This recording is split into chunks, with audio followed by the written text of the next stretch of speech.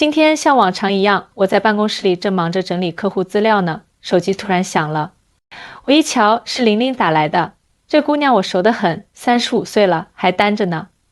说起来，玲玲条件真不差，工作稳稳当当的，在一家大公司当白领，收入虽说不算顶尖，但也够她自己过得滋润。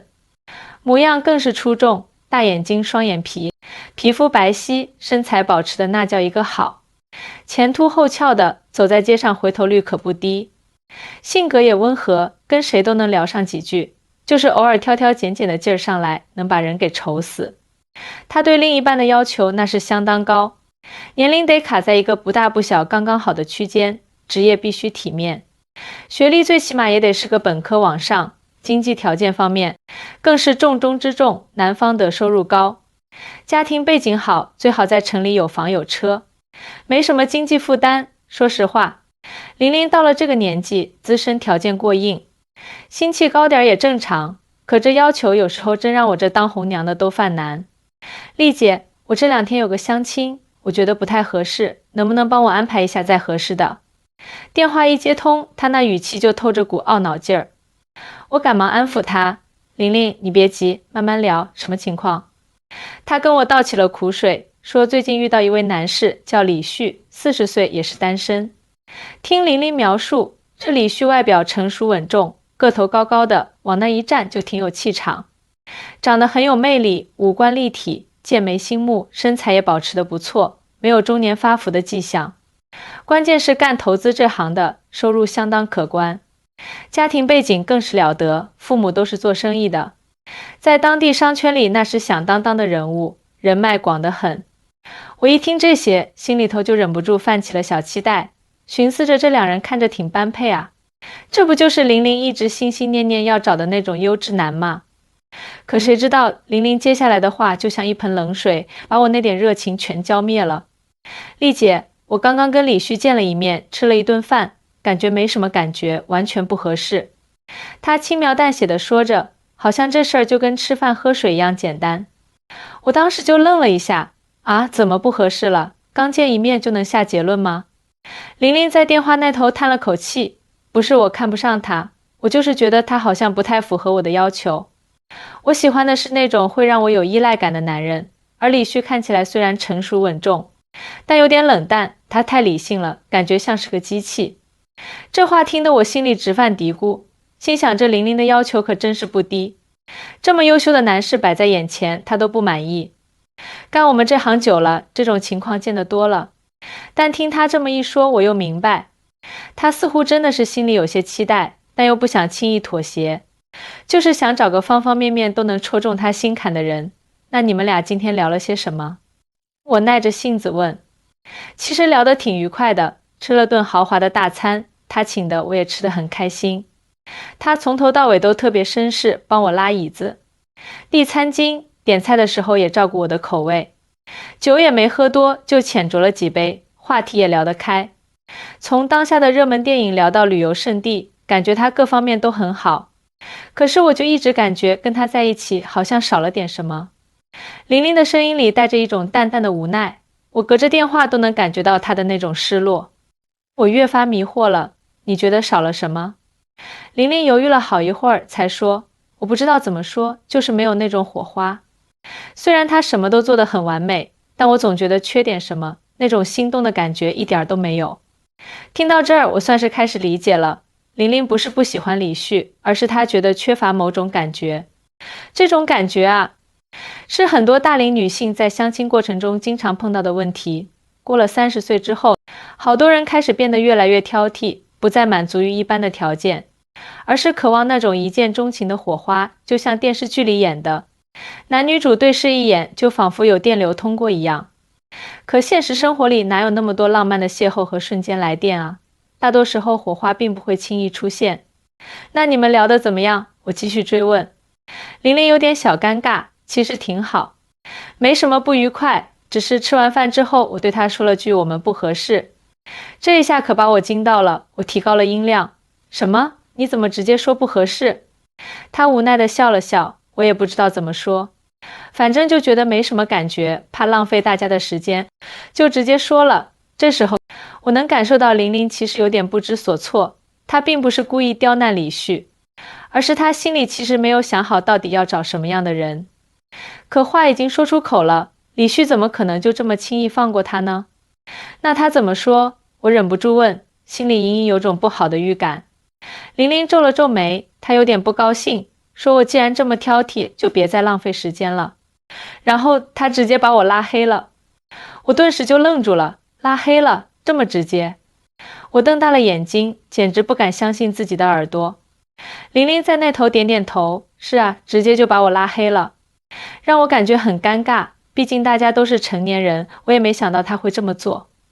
我有些气愤，虽然我理解大龄单身女性的内心需求，她们想要找到那个对的人，不想将就，可玲玲这样做确实有点过于直接了，毕竟李旭是个条件不错的人，人家诚心诚意来相亲，结果他就因为一点小小的失望，连个机会都不给，直接就把人给否了。玲玲，你这样做真的有点过火了。我忍不住责备道，你不能因为一点小失望就马上否定别人，尤其是像李旭这么优秀的男士，人家也是抱着真心来的，结果你一下就直接打击了人家。玲玲沉默了半晌才低声说，我知道，但我不想将就，我怕将来后悔。再说了，李旭看起来那么冷淡，我根本看不到希望。我叹了口气，玲玲，婚姻不是完美的东西，很多时候是需要磨合的。你现在这么高的要求，当然会筛掉很多人，可是你有没有想过，可能不是每个男士都会符合你心中的完美标准，但也不代表他们就不好。说到这儿，我心里的火蹭的一下就冒起来了。干婚恋服务这么多年，见过太多大龄单身的女性都像玲玲一样，要求高的让人啧舌。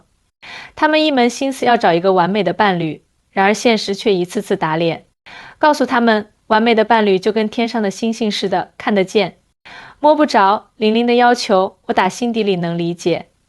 她想找一个足够优秀，能够给她安全感的男人，这是每个女人都渴望的。但她的挑剔却又让她错过了很多可能的机会。每个相亲的过程，其实都有磨合和调整的空间。两个人刚开始相处，有点小摩擦、小不适应都正常。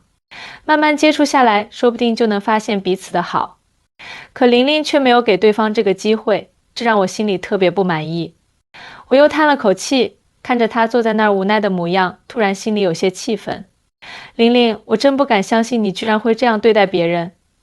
你也说了，李旭各方面都不错，你又不是没机会再了解他，为什么就要这么急于判断呢？你真觉得你自己可以挑到完美的那个吗？34。玲玲听完有些沉默，然后低头玩弄着手中的手机，手指在屏幕上划来划去，就是不说话。她没有回答，只是静静地坐在那里，像一尊凝固的雕像。其实我知道，玲玲不是真的不想找个好对象，只是她心里有些恐惧，害怕遇到错误的人，怕自己再做出后悔的决定，所以他才选择先下手为强，把一切都控制在自己的掌控之中。只要稍有不对，立马就切断联系，不给自己受伤的机会。这时候我心里真的是五味杂陈。作为红娘，我能理解她的想法，也能理解她的顾虑。哪个女人不想嫁得好，过得幸福呢？可面对这些年纪稍大的女性，我越来越觉得爱情并不是可以按部就班、精确计算出来的东西。她们越是要求完美，越是容易错失那一份最真实、最珍贵的感情。我想起之前经手的一个客户，王姐，她也是30大几才开始相亲找对象。那时候她也是列了一长串的择偶标准，从外貌到内在，从物质到精神，面面俱到。有一回我给她介绍了一个男士，各方面条件都符合她的要求，两人见面的时候氛围也融洽，男士还精心准备了小礼物。可王姐回去之后思来想去，还是觉得缺了点心动的感觉，就婉拒了人家。后来她又相了几次亲，每次都因为各种小细节不满意，就把人拒之门外。时间过得飞快，转眼间王姐就40出头了，身边的朋友一个个都成家立业，孩子都能打酱油了，她却还孤身一人，看着别人阖家欢乐。她心里那叫一个着急，可这时候再降低标准吧，她又不甘心，觉得自己等了这么久，不能将就，结果就陷入了一个死循环，越挑越剩，越剩越挑。还有个例子，李小姐，名校毕业，工作能力超强，自己开了家小公司，经济独立得很。他找对象的要求更是严苛，男方不仅要有高学历、高收入，还得有高雅的爱好，最好还能跟他在事业上相辅相成。我给他介绍了不少人，其中有个大学教授，知识渊博，谈吐不凡，收入也稳定，家庭背景清白。两人见面的时候，旁人都觉得挺般配，可李小姐却觉得教授太古板，生活缺乏情趣，聊不到一块儿去。就这么又错过了一个。后来李小姐年纪渐长，相亲的时候，男方一听她的条件和年龄，有的望而却步，有的只是抱着试试看的心态，她心里又委屈又无奈，可还是放不下身段，不肯妥协。这些事儿就像电影一样在我脑海里闪回，我看着玲玲，心里一阵发酸。我深知他们不是不想爱，而是被自己的执念困住了。在这个快节奏的社会里，大家都忙着追求事业，提升自我，等回过神来，发现青春已经悄然流逝，身边的同龄人都成双成对，自己却还形单影只。